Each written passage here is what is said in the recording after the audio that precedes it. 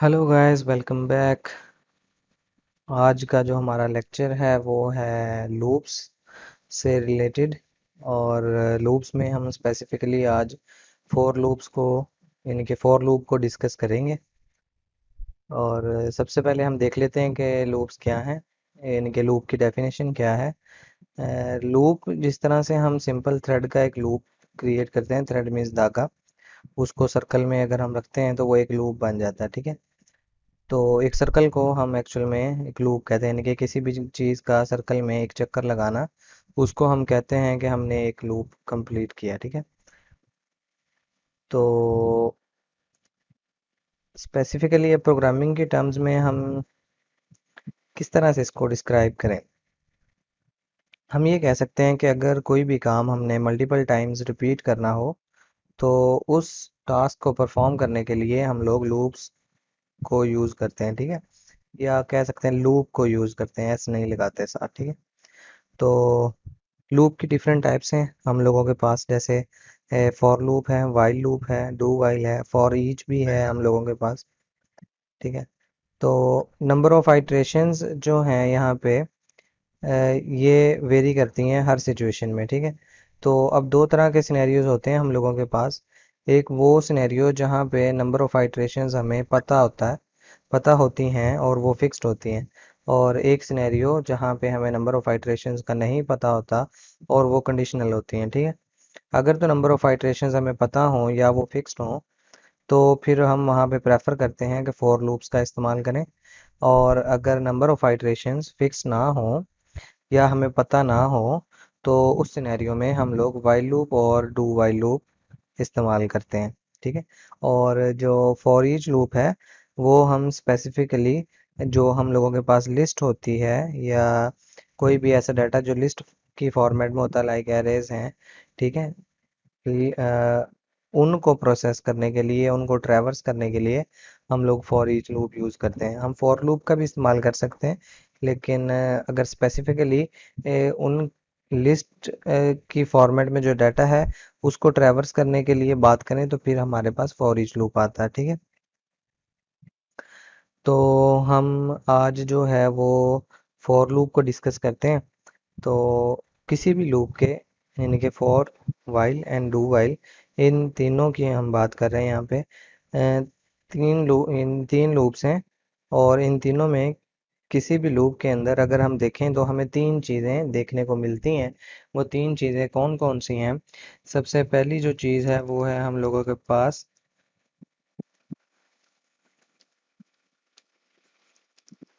Initialisation. ठीक है। Then हम लोगों के पास आ जाती है कंडीशन। और थर्ड पे हम लोगों के पास आ जाता है इंक्रीमेंट या डिक्रीमेंट। ठीक है। ये तीन चीज़ें हमें इन तीनों लूप्स के अंदर मिलेंगी। हाँ, इनकी पोजीशन जो है वो वेरी कर सकती है कि ये किस पोजीशन पर आएंगी, कौन सी चीज़ किस पोजीशन में आएगी, किस जगह पर आएगी, ये वेरी कर सकता है। लेकिन ये तीनों एग्जिस्ट ज़रूर करेंगी। तो अब सबसे पहले हम सिंटैक्स देख लेते हैं जी। तो सिंटैक्स में क्या है जी, सबसे पहले फॉर का जो है वो कीवर्ड आता है।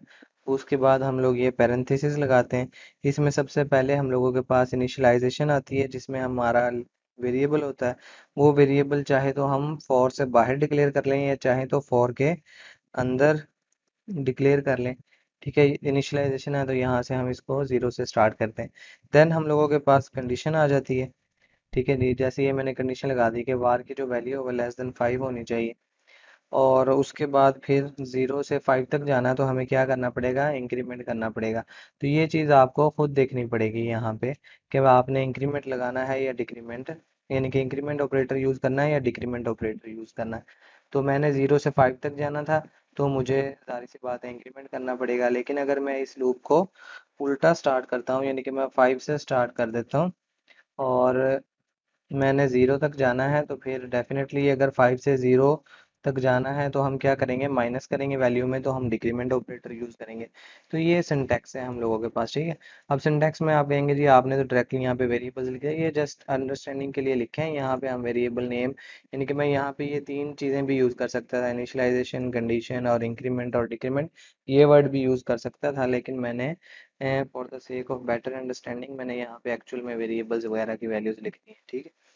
तो हम एक एग्जांपल करके देख लेते हैं जी यहाँ पे। अगर हमने इसकी एग्जांपल करनी है तो जी सबसे पहले हम यहाँ पे हेडर फाइल लिख देते हैं। ये आ गई जी हमारी हेडर फाइल। उसके बाद जो है हम अपनी नेम स्पेस लिख लेते हैं। नेम स्पेस के बाद मेरा मेन फंक्शन आ जाएगा। मेन फंक्शन के अंदर अब मैंने क्या करना है जी, मैंने कोई भी टास्क परफॉर्म करना है ना मल्टीपल टाइम्स, तो मैंने कहा कि हम फॉर लूप यूज़ करते हैं। सपोज मैंने जो मेरा चैनल है, इस चैनल का नाम मैंने 10 टाइम्स रिपीट करवाना है, तो मैं क्या करूँगा, लूप का इस्तेमाल करूँगा।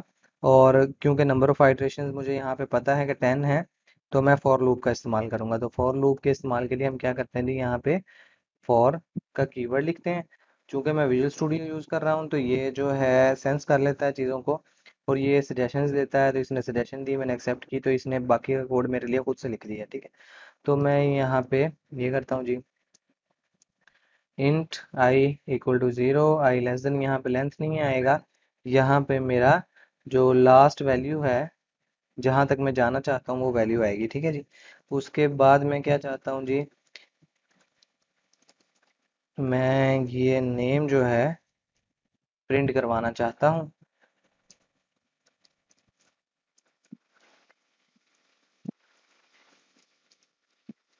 लें जी, ये हो गया हमारा प्रोग्राम कंप्लीट। मैंने इसमें क्या किया जी, मैंने फॉर लूप स्टार्ट किया, उसमें जो मैंने वेरिएबल लेना था अपना, ये वेरिएबल मैं यहाँ पे भी ले सकता हूँ लाइक दिस, ठीक है जी, इस तरह से भी ले सकता हूँ। तो ये आपकी अपनी मर्जी है कि वेरिएबल को आप जो आपका लूप है आप उससे बाहर डिक्लेयर कर लें या उसके अंदर डिक्लेयर कर लें। तो मैंने पहले लूप के अंदर डिक्लेयर किया था, अब मैं लूप से बाहर डिक्लेयर कर रहा हूँ। यहाँ पर मैंने उसको इनिशियलाइज किया, और ये जो है मेरी ये कंडीशन है, और ये मेरा इंक्रीमेंट और डिक्रीमेंट। ओके जी, तो ये मेरा इंक्रीमेंट आ गया यहाँ पे। उसके बाद मैंने इस लूप की बॉडी बनानी थी, तो ये मेरे पास बॉडी आ गई। यहाँ पे भी सेम, जो लूप्स हैं हम इनको आइटरेटिव स्ट्रक्चर्स भी कहते हैं, और ये कंट्रोल स्ट्रक्चर्स में भी आते हैं, ठीक है। कंट्रोल स्ट्रक्चर्स में इसलिए आते हैं बिकॉज यहाँ पे हम डिसीजन मेकिंग भी कर रहे होते हैं साथ साथ, तो इसलिए हम कंट्रोल स्ट्रक्चर्स भी कहते हैं समटाइम। और आइटरेटिव स्ट्रक्चर्स इसलिए कहते हैं बिकॉज यहाँ पे आइटरेशंस चलती हैं, हमने मल्टीपल टाइम्स एक टास्क को रिपीट करना है, तो इसलिए हम इसको आइटरेटिव स्ट्रक्चर भी कहते हैं। तो अब यहाँ पे मैंने 10 आइटरेशंस इस लूप की कंप्लीट करनी थी, और उन 10 आइटरेशंस में मैंने ये वाली स्टेटमेंट रिपीट करनी थी, ठीक है। अब अगर तो मेरे पास एक ही स्टेटमेंट हो तो मुझे ये बॉडी बनाने की ज़रूरत नहीं है, ठीक है। तो मेरा काम वैसे ही हो जाएगा। लेकिन अगर मेरे पास मल्टीपल स्टेटमेंट्स हो तो मुझे बॉडी बनाने की ज़रूरत पड़ेगी यहाँ पे, और ये वैसे ऑप्शनल है कि आप चाहे सिंगल स्टेटमेंट के लिए भी बॉडी बना लें, ठीक है। तो बिगिनर्स के लिए ये एक बेटर, यानी कि आप कह लें कि अप्रोच है कि आप चाहे सिंगल स्टेटमेंट हो चाहे मल्टीपल स्टेटमेंट्स हो, आप बॉडी बनाया करें। वो आपको आदत पड़ जाएगी, और फिर जो है एरर्स के जो चांसेस हैं वो कम हो जाते हैं, ठीक है। अच्छा जी, मैंने ये काम कर दिया। इसके बाद हम क्या करते हैं जी, इसको रन करके देख लेते हैं। तो ये प्रोजेक्ट बिल्ड हो रहा है जी।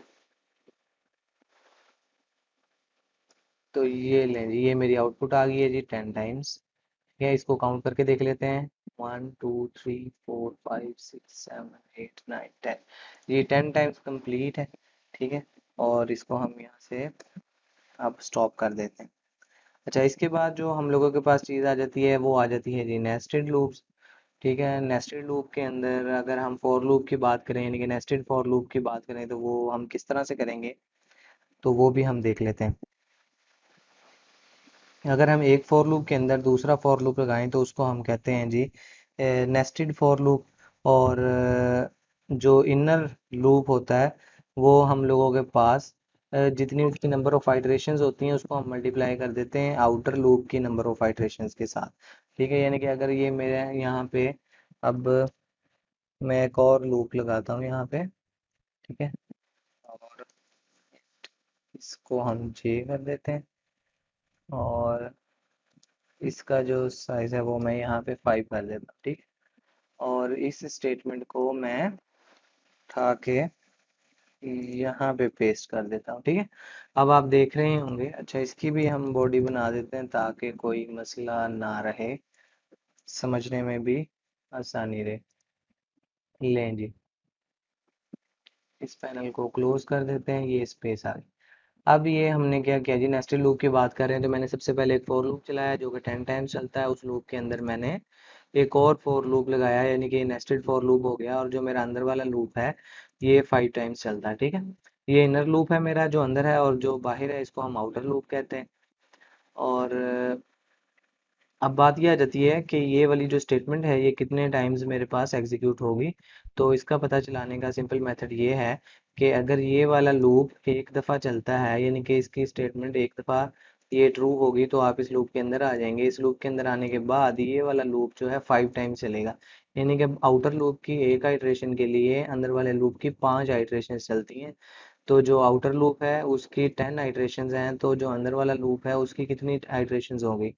ठीक है, तो हम सिंपली क्या करेंगे, 10 को 5 से मल्टीप्लाई कर देंगे और हम लोगों के पास आंसर आ जाएगा। जिसका मतलब ये है कि ये कोड्स टाउन, ये जो नेम है ये 50 टाइम्स हम लोगों के पास रिपीट होगा। तो इसको चेक करने के लिए हम क्या करते हैं जी, यहाँ पे सिंपल वेरिएबल की वैल्यू भी प्रिंट करवा सकते हैं, या हम वैसे इसको एक दफ़ा रन करके देख लेते हैं।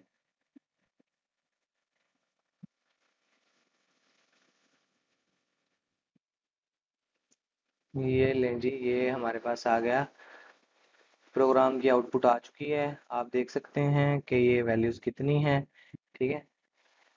ये अब अगर हम देखना चाहें एक्चुअल में कि ये कितनी वैल्यूज़ हैं, ठीक है, और इस तरह से ले, अब हमें पता चल जाएगा। तो ये आप देख लें जी, ये देखें सबसे पहले जो मेरे पास ज़ीरो आइट्रेशन है, ठीक है। ये आउटर लूप जो है ये मेरे पास एक दफ़ा चलता है, ये देखें 0 1 2 3 4 5, ठीक है। ये 5 टाइम्स, ये मेरे पास आउटर लूप की आइट्रेशन है, ठीक। और ये मेरे पास जो है ये इनर लूप की आइट्रेशन है 0 से लेके 4 तक। यानी कि जब बाहर वाले लूप की एक वैल्यू एक दफ़ा, यानी कि जब उसकी एक आइट्रेशन चलती है तो अंदर वाले लूप की 5 आइट्रेशंस यहाँ पे चल रही हैं।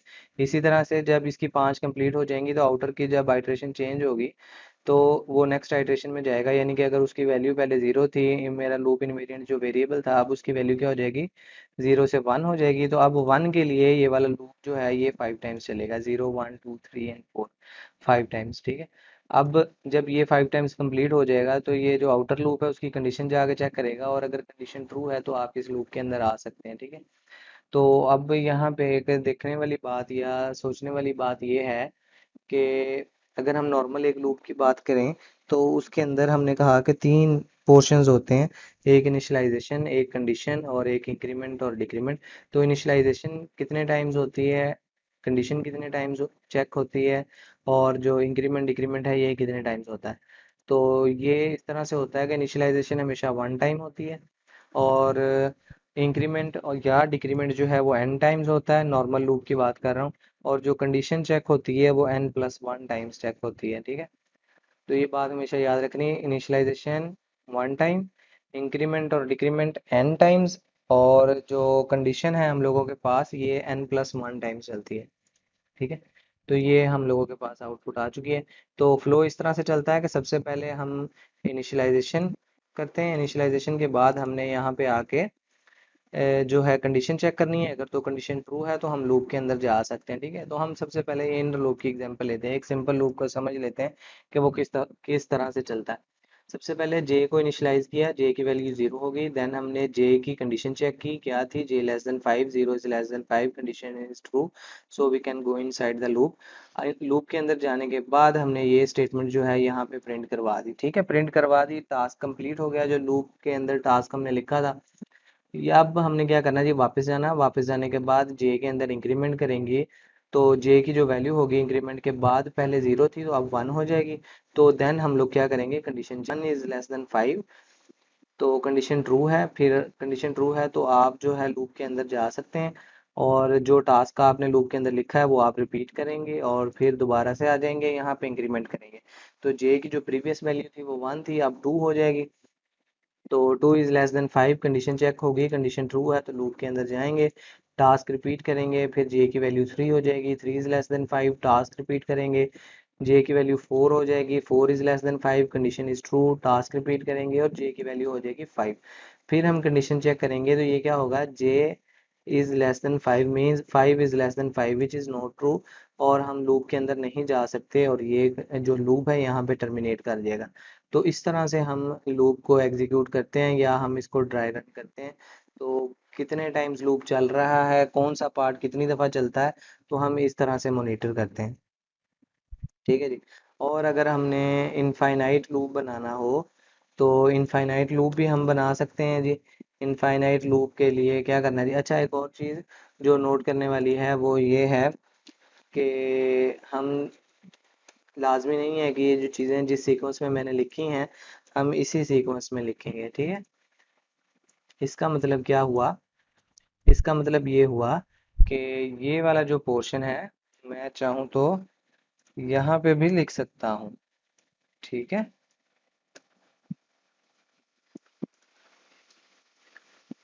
देखें ये वाला पोर्शन जो था मैं यहाँ पे भी लिख सकता हूँ, ये वाला जो मेरा पोर्शन था इसको उठा के मैं यहाँ पे भी लिख सकता हूँ, इस तरह से। तो ये जो है मेरे पास मैटर नहीं करता। देखें मैंने ये भी पोर्शन ख़त्म कर दिया, ये भी पोर्शन ख़त्म कर दिया, इनिशियलाइजेशन पहले है, इंक्रीमेंट डिक्रीमेंट जो है वो बॉडी के अंदर है। तो हम इसको रन करके देख लेते हैं हमारे पास क्या आउटपुट आती है, और फिर हम जो है वो इनफाइनाइट लूप की तरफ मूव करेंगे। ये लें जी आउटपुट आ गई है, लूप फाइव टाइम्स ही चल रहा है। इसका मतलब ये है कि हमारे प्रोग्राम में किसी किस्म का कोई एरर नहीं है। अब अगर हमने इसको इनफाइनाइट लूप बनाना है तो हम सिंपली क्या करेंगे जी, इसको एम्प्टी कर देंगे। अब इसको जब हम एम्प्टी कर देंगे तो इस स्टेटमेंट को भी वैसे यहाँ पे हम एक दफ़ा कमिट कर देते हैं, ठीक है, और इसको भी कमिट कर देते हैं। वैसे इनका इफेक्ट तो कोई नहीं होना। अच्छा अब मैंने क्या करना है जी, मैं इस प्रोग्राम को रन कर देता हूँ। रन करने के बाद जो आउटपुट आएगी जी वो आपके सामने है। ये देखें जी, ये प्रोग्राम चलता जा रहा है। आप ये स्क्रॉल बार देख सकते हैं कि कितनी तेज़ी से मूव कर रही है, विच मीन्स कि ये चीज़ें प्रिंट होती जा रही हैं, होती जा रही हैं, ठीक। मैं इसको टर्मिनेट कर देता हूँ। तो ये इनफाइनाइट लूप बन जाता है। इनफाइनाइट लूप ऐसा लूप होता है जो कभी भी नहीं रुकता और वो चलता ही जाता है। तो इस तरह की सिचुएशन जो सी है वो मोस्टली बन जाती है समटाइम्स, जब हमें कंडीशन का नहीं पता कि हमें जो टर्मिनेशन कंडीशन है वो किस तरह से रखनी है, ठीक है। तो टर्मिनेशन कंडीशन के गलत होने की वजह से भी हम मोस्टली जो इनफाइनाइट लूप है वो लगा बैठते हैं, और उसको सॉल्व करने का तरीका यही है कि जो आपने टर्मिनेशन कंडीशन लगाई है उसको इवेलुएट करें। तो ये था जी हमारा आज का लेक्चर। तो मिलते हैं नेक्स्ट लेक्चर में। अल्लाह हाफिज़।